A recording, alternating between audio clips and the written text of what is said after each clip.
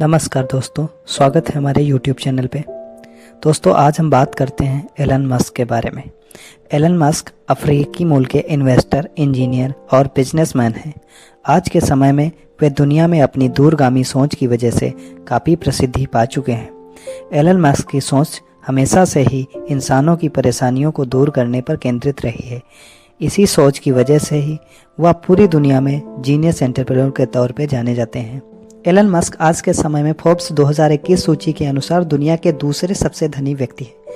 लेकिन दोस्तों, कोई भी व्यक्ति जन्म से अमीर नहीं होता। इस पायदान पर पहुंचने के लिए उसे न जाने कितने संघर्ष करने पड़ते हैं। ठीक इसी तरह एलन मस्क ने ही बचपन से ही काफ़ी मेहनत की और बहुत सारे संघर्षों के बाद आज वे लाखों युवाओं के लिए एक प्रेरणा स्रोत बन चुके हैं। तो चलिए दोस्तों, एलन मस्क की इस मोटिवेशनल लाइफ जर्नी को हम शुरू से जानते हैं। तो दोस्तों, कहानी की शुरुआत होती है आज से करीब 50 साल पहले, जब साउथ अफ्रीका के प्रेटोरिया शहर में 28 जून 1971 को एलन मस्क का जन्म हुआ।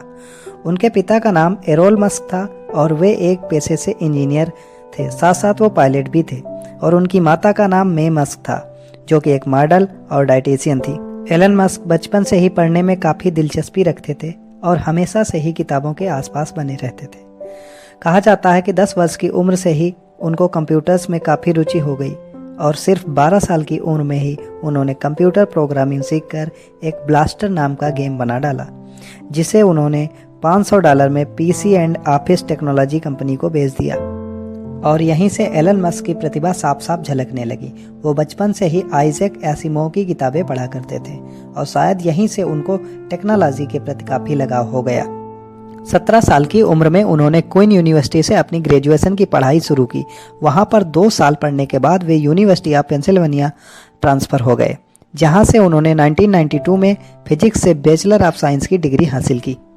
1995 में पीएचडी करने के लिए कैलिफोर्निया शिफ्ट हो गए और वहां पर रिसर्च शुरू करने के मात्र 2 दिन बाद उन्होंने पढ़ाई छोड़ दी और एक सफल व्यवसायी बनने के लिए अपने कदम बढ़ाए।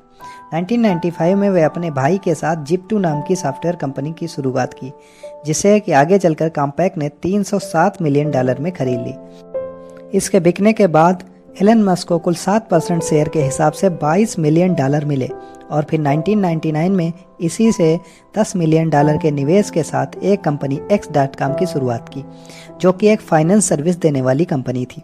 और 1 साल बाद यह कंपनी कॉन्फिनिटी नाम की कंपनी से जुड़ गई। और दोस्तों बता दूं कि कॉन्फिनिटी नाम की कंपनी मनी ट्रांसफ़र सर्विस हुआ करती थी, जिसे आजकल हम पेपाल के नाम से जानते हैं। तब से लेकर अभी तक पेपाल मनी ट्रांसफ़र का काफ़ी लोकप्रिय माध्यम रहा है।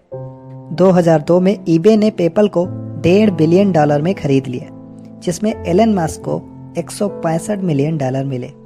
2002 में ही एलन मस्क ने इस रकम में से $100 मिलियन का निवेश करके स्पेसएक्स नाम की कंपनी खोल दी और यह कंपनी आज के समय में स्पेस लॉन्चिंग व्हीकल बनाने में कार्यरत है। 2003 में एलन मस्क ने 2 लोगों के साथ मिलकर टेस्ला नाम की एक और कंपनी की स्थापना की। 2008 के बाद से ही वह टेस्ला के सीईओ के तौर पर कार्य कर रहे हैं। और दोस्तों आपको पता ही होगा, टेस्ला की खासियत इसकी लाजवाब इलेक्ट्रिक कार्स हैं। 2006 में मस्क ने अपनी कजन की सोलर सिटी कंपनी को फाइनेंशियल कैपिटल मुहैया कराकर शुरू कराने में अहम रोल अदा करे। इसके बाद सन 2016 में टेस्ला ने सोलर सिटी को अपने अंतर्गत ले लिया। दोस्तों दिसंबर 2015 में मस्क ने artificial intelligence company open AI की स्थापना की, जिसके साथ वो मानवता के लिए आर्टिफिशियल इंटेलिजेंस को फायदेमंद व सुरक्षित बनाना चाहते हैं।